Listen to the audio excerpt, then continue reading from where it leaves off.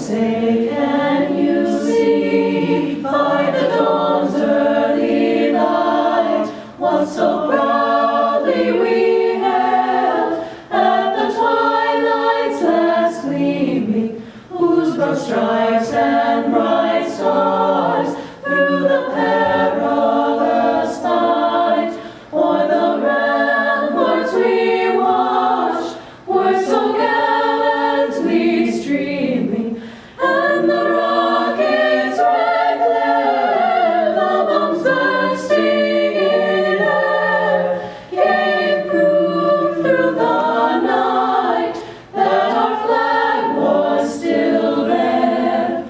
Oh, say does that star-spangled banner yet wave o'er the land of the free and the home of the brave.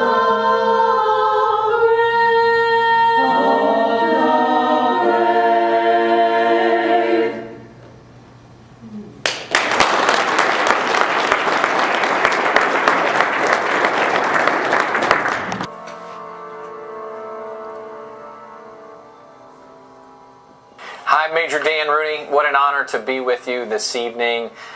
Trust me, I'm with you in spirit, and I'm so humbled to be accepting the MGCA Award of Merit. Obviously not deserving, and we'll set up an official time for me to accept it in person this summer, but unfortunately I could not be there with you for the opening ceremony today. I want to talk about why this is so significant to me. It was 11 years ago that I was on a flight. I call them moments of synchronicity or chance with a purpose, when God puts you someplace that you're never expecting.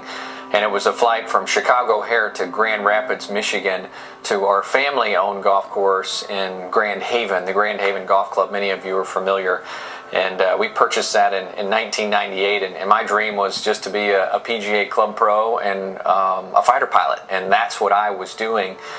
God had a different plan, and on this fateful night we landed in Grand Rapids, Michigan. The captain came over the PA and made an announcement that we were carrying the remains of Corporal Brock Buckland, who'd been killed in Iraq, and his identical twin brother, Corporal Brad Buckland, was in first class, and it brought him the 7,000 miles home. And I myself had just returned from my second of what would be 3 tours of duty in Iraq, and seen a lot of combat that makes you understand that freedom isn't free. But what I had never seen is the other side of war. And that night I watched the Buckland family on the darkest night of their lives. His brothers, his wife, his parents, and his 4-year-old son, as his American flag draped coffin inched down the cargo ramp.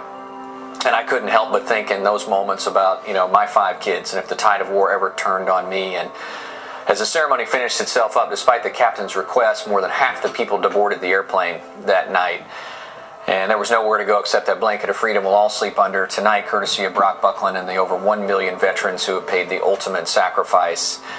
And that night I walked off the airplane, and I was so disappointed to be an American. It was a hard thing for me to say, but I felt a hand on my shoulder, and the only thing I know looking back is that it was a hand of God. And He picks the least among us, and obviously I qualify, and that's why, when I'm recognized with awards like this, it's humbling. It's not me. I'm a broken vessel that God picked to be on this walk 10 years ago, and as a golf professional, I wanted to do something, and the only thing I knew was the game of golf. And I think that brings us all together here, and we understand this love of game and country, which runs a parallel line. And so we had a little golf tournament at our Grand Haven Golf Club, and we raised $8,513.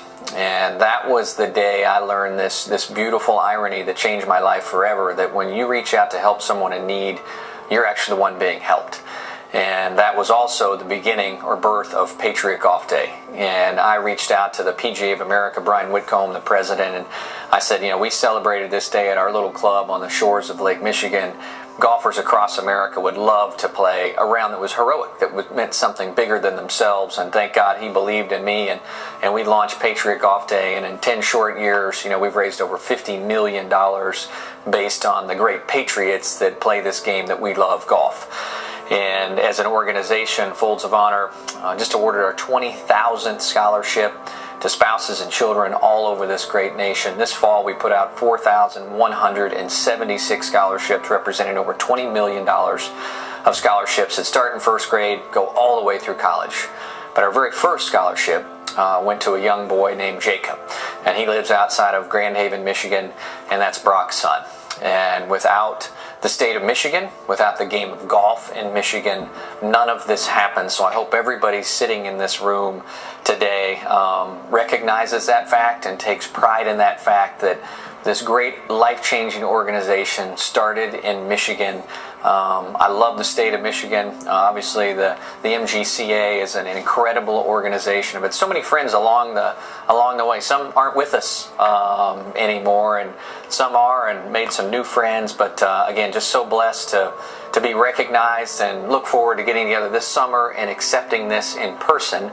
But I wanted to close by saying thank you on behalf of our 20,000 recipients, this great game of golf that fuels the dreams of literally thousands of spouses and children who've had somebody killed or disabled defending our freedoms, and introduce a dear friend of mine. Again, moments of synchronicity, as I call them, chance with purpose, that brings us together, that puts us places like that United Airlines flight I was on. The gentleman that's going to speak on my behalf, Darren McBee, is a true American hero.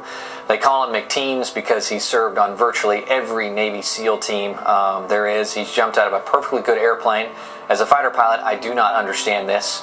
Over 5,000 times, was a Halo instructor, and just an incredible man that's going to share some of his insight with you. The beauty of the less than 1% that suit up every day to defend our freedoms.